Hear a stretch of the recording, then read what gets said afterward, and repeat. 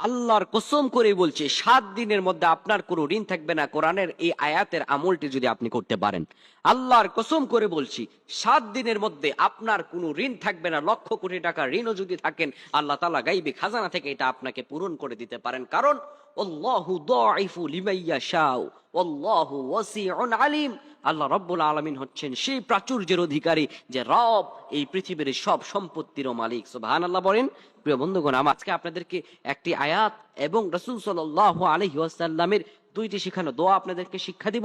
রাসূল সাল্লাল্লাহু আলাইহি সাল্লাম বলেন, কারো যদি পাহাড় পরিমাণ ঋণও থাকে, আর যদি কোনো ব্যক্তি এইভাবে আল্লাহ সুবহানাহু ওয়া তাআলার কাছে প্রার্থনা করে, আমার রব সঙ্গে সঙ্গে তা কবুল করে নেবেন। পৃথিবীর কেউ আল্লাহ তাআলার এই দয়া থেকে তার বান্দাকে মাহরাম করতে পারবে না। সুবহানাল্লাহ পড়েন। আয়াতটি আপনি পাঠ করবেন আল্লাহ রাব্বুল আলামিনের কাছে। এই আয়াতটি আপনি 7 দিন একটানা পাঠ করবেন। আপনি পড়বেন ওয়াতারযুকু মান তাশাউ বিগাইরি হিসাব।